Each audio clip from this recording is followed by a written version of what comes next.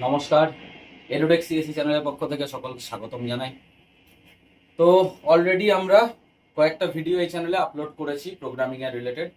C এর ওপর একটা ভিডিও করেছি, জাভার ওপর একটা ভিডিও করেছি, আর কার্নো ম্যাপ বলে ক্লাস 12 এর একটা কনসেপ্ট আছে সেটার উপরে একটা ভিডিও করেছি।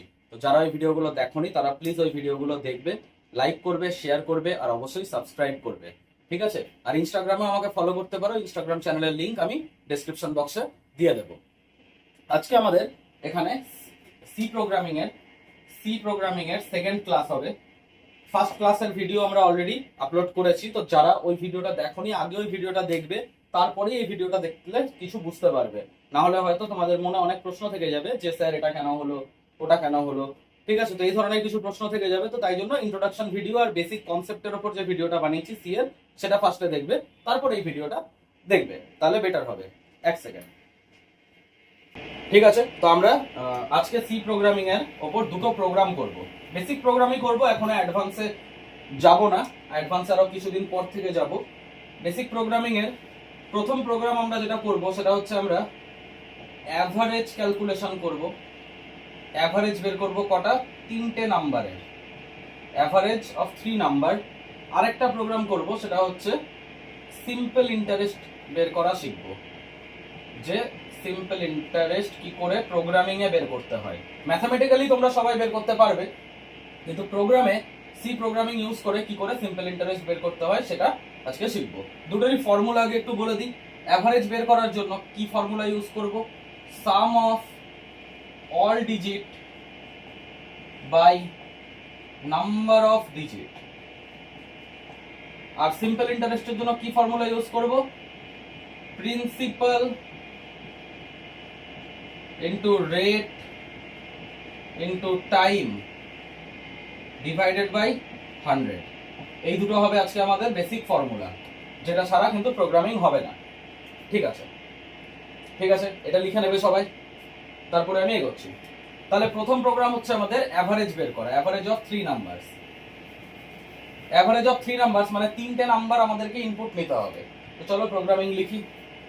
ফার্স্ট লাইনে কি লিখতে হয় বলেছিলাম? Has include stdio.h। এই stdio.h কি জিনিস সেটা আমার আগের লেকচারে বলা হয়েছে, ভালো করে বোঝানো হয়েছে, সেই লেকচারে গিয়ে ওটা দেখে নেবে যে কি জিনিস, তাহলে ক্লিয়ার হবে। তারপর লিখতে হবে int main।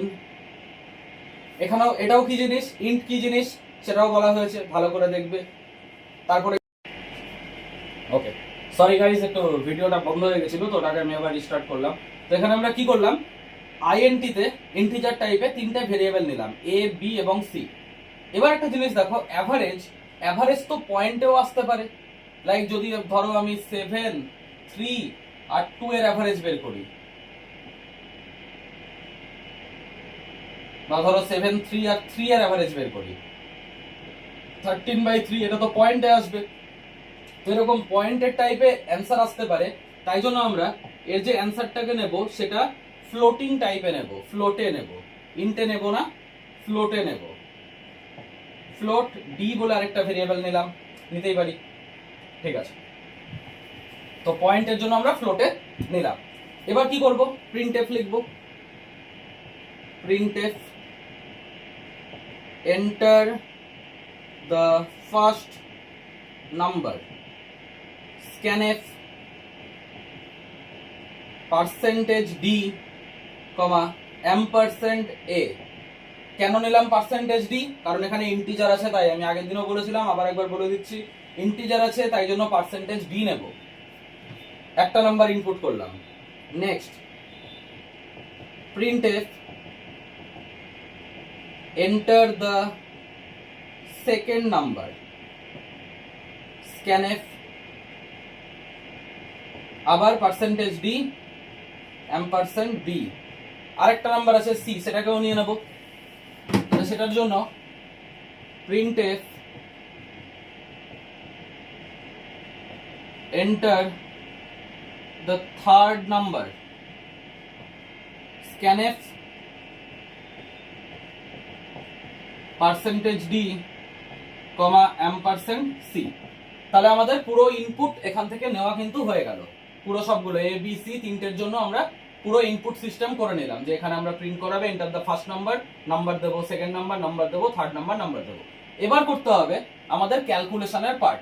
তো ক্যালকুলেশনের পার্ট করার জন্য আমাদেরকে কি লিখতে হবে? ক্যালকুলেশন কোথায় হবে? ডি তে হবে। ডি ইকুয়ালস টু কি বলেছিলাম? Sum of all the digit, মানে A plus B plus C divide এভাবে হয় প্রোগ্রামিং এ, নিচে ডিভাইড দেওয়া যায় না, এভাবে স্ল্যাশ দিতে হয়, ডিভাইডেড বাই কটা নাম্বার আছে? 3। তাহলে এখানে আমাদের অ্যাভারেজ প্রিন্ট হয়ে চলে আসবে। প্রিন্ট করব এবার কাকে? ডি কে প্রিন্ট করব। প্রিন্ট এফ লিখবো কি? Average equals to percentage D comma D, sorry এখানে পার্সেন্টেজ ডি হবে না, এই জায়গাটা ভালো করে নোটিস করো, এখানে পার্সেন্টেজ এফ হবে, কারণ ডি কে আমরা ফ্লোটে রেখেছি। ফ্লোটে রাখলে ফ্লোটিং টাইপ ডেটার জন্য আমরা পার্সেন্টেজ এফ দিয়ে ডিনোট করি। নিচে লিখবো কি? রিটার্ন 0। এই রিটার্ন 0 কি কাজ করছে সেটাও আমি আগের লেকচারে বলেছি, ভালো করে একবার দেখে নেব। তো এই হয়ে গেল আমাদের আজকের প্রথম প্রোগ্রাম। ওকে, ডান। নেক্সট প্রোগ্রাম হচ্ছে আমাদের সিম্পল ইন্টারেস্ট ক্যালকুলেট করা। এবার সিম্পল ইন্টারেস্ট ক্যালকুলেট করার জন্য আমাদেরকে প্রিন্সিপাল জানতে হবে, রেট জানতে হবে, আর টাইম জানতে হবে। তিনটে জিনিস আমাদেরকে জানতে হবে। তাহলে 2 নম্বর প্রোগ্রাম হচ্ছে সিম্পল ইন্টারেস্ট।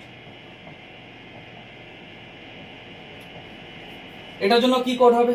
আবার লিখি, has include stdio.h int main।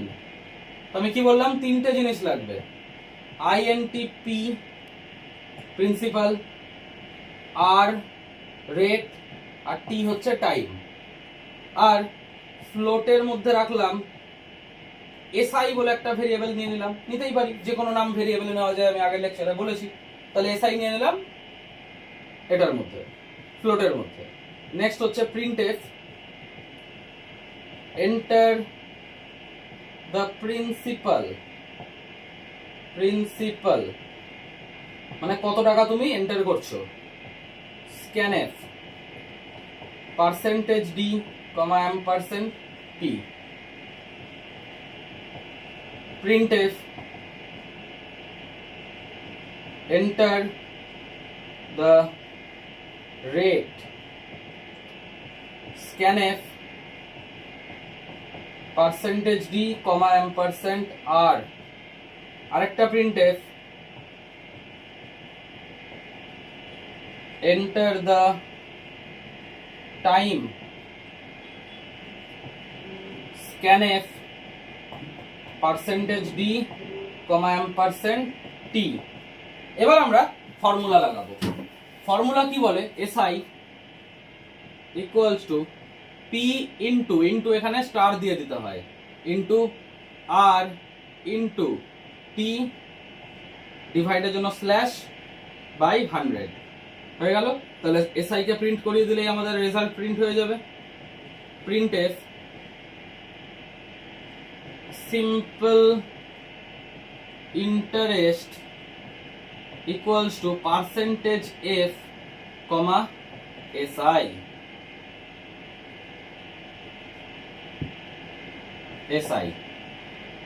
Next হচ্ছে রিটার্ন 0। ব্যাস, তাহলে এটার আউটপুট কি হতে পারে? আউটপুট কেমন হবে দেখতে? এটা লিখে নাও, এটার আউটপুট কি হবে? ফার্স্টে আসবে এন্টার দ্য প্রিন্সিপাল, সাপোজ আমি নিলাম প্রিন্সিপাল 1000 রুপিস। তারপর আসবে এন্টার দ্য রেট, আমি সাপোজ নিলাম 2 মানে 2% হিসেবে আমরা রেট নিচ্ছি। এন্টার দ্য টাইম, সাপোজ আমি 3 ইয়ারের জন্য নিলাম। তো এখানে কি করবে মেশিন? এখানে সিম্পল ইন্টারেস্ট ইকুয়ালস টু দিয়ে এখানে ভ্যালুটা ক্যালকুলেশন করে তোমার আউটপুট চলে আসবে। এটা হচ্ছে তোমার আউটপুট নিজে থেকে ক্যালকুলেট করার দরকার নেই, এটা মেশিন করে দিয়ে দেবে। যতবার রান করবে ততবার আলাদা আলাদা ইনপুট নিয়ে কাজ করতে পারবে। ঠিক আছে, এই হলো কি আমাদের আজকের দুটো প্রোগ্রাম। নেক্সট টপিকে নেক্সট দিন আমরা যে ভিডিওটা দেবো সেটাতে আরেকটু অ্যাডভান্স লেভেলে যাবো। তো এত দূর অবধি আগে খুব ভালো করে প্র্যাকটিস করো, প্র্যাকটিস করার পরে আমাকে জানাও যে কোথাও কোনো প্রবলেম হচ্ছে কিনা।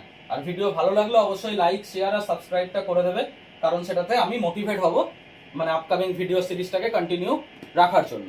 ঠিক আছে, ঠিক আছে, ওকে, তাহলে আজকের মতো এ পর্যন্তই, দেখা হচ্ছে পরের ভিডিওতে, টাটা।